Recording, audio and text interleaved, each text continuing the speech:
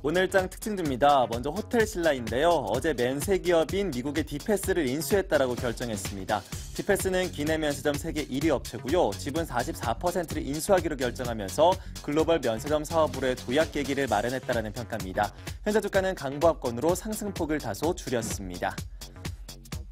휠라코리아는 봄을 맞아서 자회사인 골프 브랜드 아쿠시네트의 실적 기대감을 확대하고 있습니다. 내년도 기업 공개로 지분 가치만 6,010억 원으로 추정되고 있는데요. 재무구조 개선 기대감이 높아지면서 오늘장 급등을 보여주고 있습니다.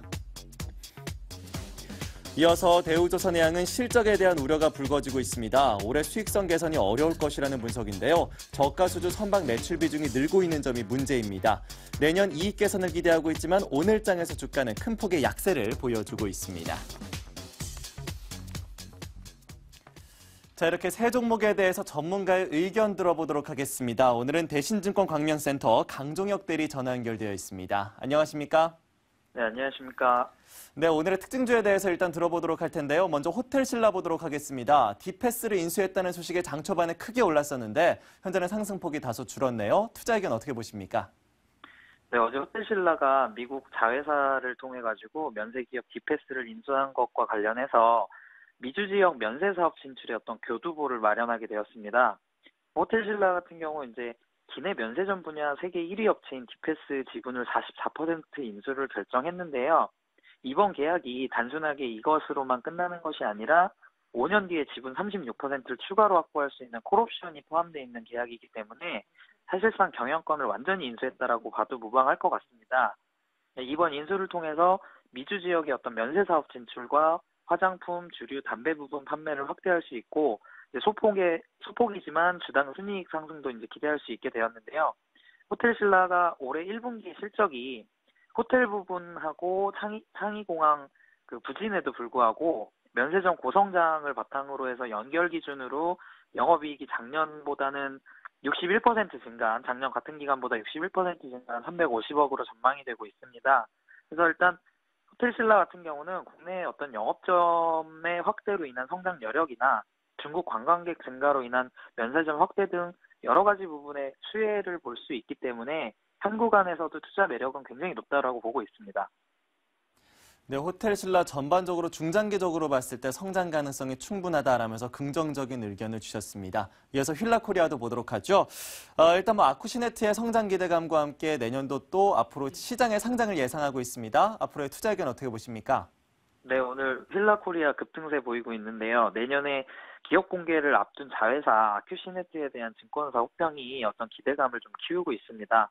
아큐시네트는 이제 시장이 잘 알려져 있지는 않지만 글로벌 골프용품 업체로서는 매출 기준으로 전 세계 1위에 작년에 올라섰고 미주 매출 비중이 가장 크고 또 골프공이나 장갑이나 신발 등 어떤 소모성 제품의 세계 1위 업체라고 볼 수 있습니다. 그래서 오늘 오전에 휠라코리아가 전일 대비 13%까지 오르는 10만 8천 원까지도 상승을 했었는데 지금은 어떤 차익 실현 매물로 10만 원대 초반을 유지하고 있습니다.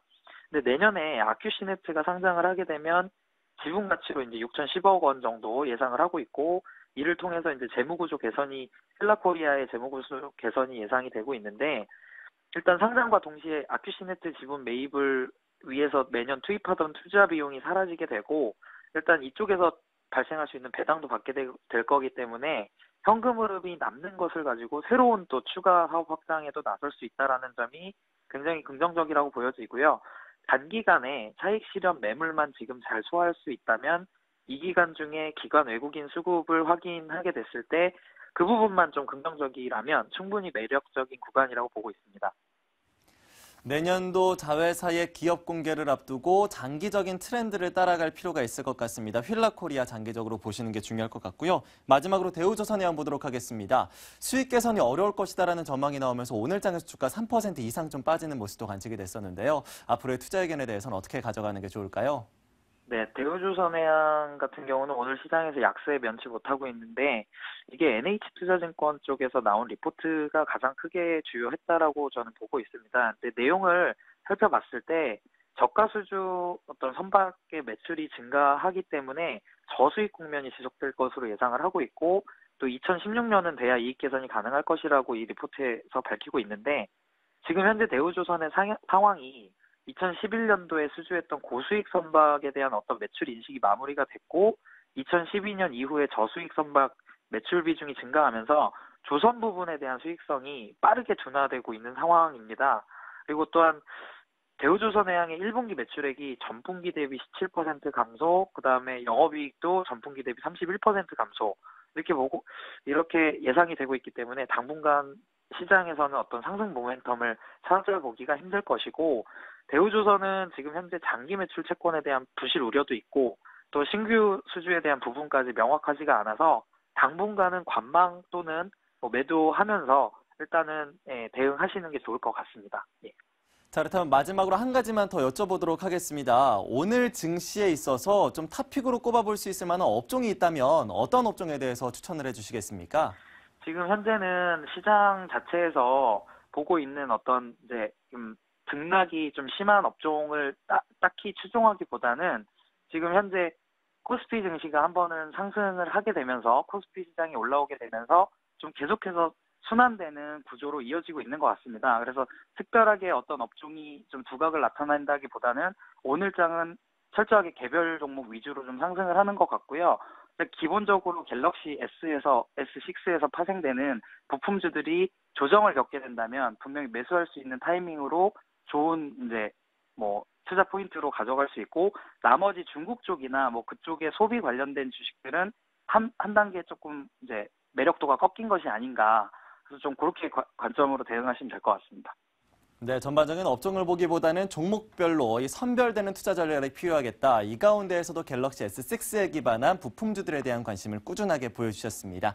자, 이렇게 해서 오늘 시장에 대해서는 대신증권 광명센터의 강종혁 대리와 함께했습니다. 오늘 말씀 고맙습니다.